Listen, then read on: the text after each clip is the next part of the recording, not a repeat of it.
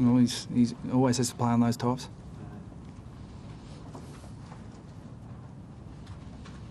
You ready, guys?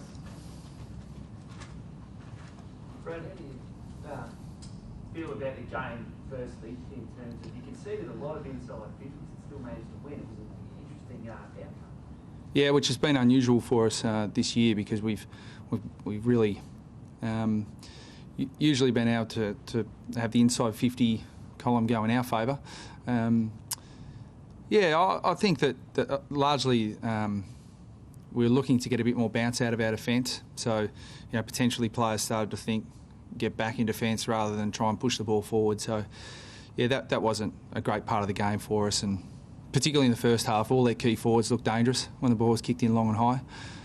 So we had to change some things up with our defence, and they defended much better in the second half. Was there thinking before the game, though, that there was a chance that Richmond would push up so far to lead and just keep scoring on the break clock? Yeah, that was something we talked about and spoke about again at half-time. But, I think that you've got to look at the strength of your side as well, and for us that's our key forwards, and McIntosh and Petrie look dangerous as forwards at times. So, you don't want to take away your strength just to try and exploit the opposition. So it was trying to find that balance. What did you make of Lindsay Thomas's game? Did you give him a bit of a serve when you took him off there? I think it was in the second quarter. Yeah, I gave him a serve, but it was a pretty simple message. I just told him to put the knock on back in the kit bag and mark it. Bodyline the football, because the effort wasn't what we were after. So, but he did some terrific things. Really instructed well at half time to the rest of the midfielders and defenders as to how we wanted to move the ball forward. I thought that showed terrific leadership from Lindsay, and then he capped it off with the first goal in the second half. So, some ups, some downs. But the game sort of defied the theory or the trend of teams not playing for a whole lot. And the game sort of fizzling. But today, both teams challenged at times, both came back and sort of rallied. Well, I think it's just great for football. I was heartened to hear Damien Hardwick's comments that points matter more than draft picks, and for people out there who still think that clubs think that way, particularly where Richmond is and where North Melbourne is, we're about winning. Both teams were desperately wanted to win today, and you can talk about for Brady Rawlings, for Hamish McIntosh's 300th, for all those things, but basically, we wanted to win for North Melbourne. Richmond wanted to win for Richmond. So, both teams were hell-bent on doing that. What do you think of the year in entirety? Do you see it as a success? No, I will never ever sit as we're about to go on, or the players are about to go on holiday tomorrow, as a success when September's just arrived. So, no, we're not where we want to be. So it's bitterly disappointing that we're not there. But it does direct our pre-season a fair bit in terms of what transpired this year. We had specific deficiencies we needed to address last year. I think we've gone some way to addressing those.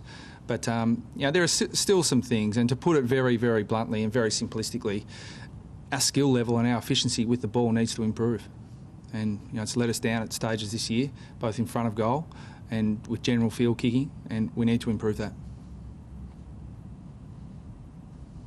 The whole Brady Rawlings experience, as you were saying, he has to play on pacey small forwards. Yeah. You get older and your pace probably fades a bit, but he battled hard and he probably got beaten, but he probably showed that he was manful to the end. Yeah. Oh, well, I think he was the leading possession winner on the ground for the first 15 or so minutes. So he's been an inspiration to young players in how he's approached his football. And people forget that. I'm sure that people talk about Brady Rawlings and he got the most out of his ability, but you shouldn't forget he is a first-round draft pick. He's a talented player. He has been over a very long period of time. He's won 3 Sid Barker medals. So what I'm about to say shouldn't lessen his talent and natural capability, because he's got plenty. But he has also extracted maximum amount from that talent. And it's considerable talent. So he's a player that sets a great example, along with Brent Harvey, as to the way footballers should prepare themselves to play in this competition.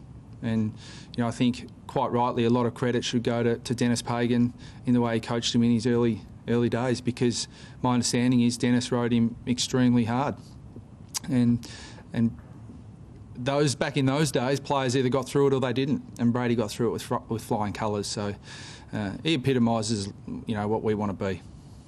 Brad, are there things that need to be done off the field? I'm referring to, I think you made some comments on the radio today about the additional service agreements and the level playing field that you would like to get to.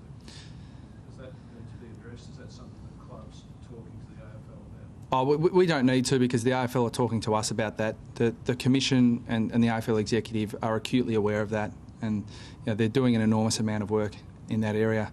The question I was asked is, what do we need to do, and do we have an indication of what that will be? Well, the CBA needs to get sorted out before we can start planning for next year. So that's critical, but I think that all parties know that. Are you going to be an active player in the trade market? You try and talk about key offenders. I know they're not easy to get in the trade market, but you can have a go.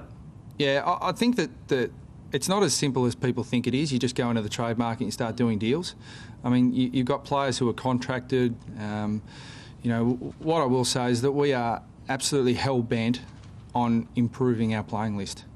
So we'll leave no stone unturned in trying to improve, because we are where we are and it's not good enough. So we've got to improve our list. We've got to improve across the board, players, coaches, everyone involved at the club. So, and we'll be really aggressive in trying to do that.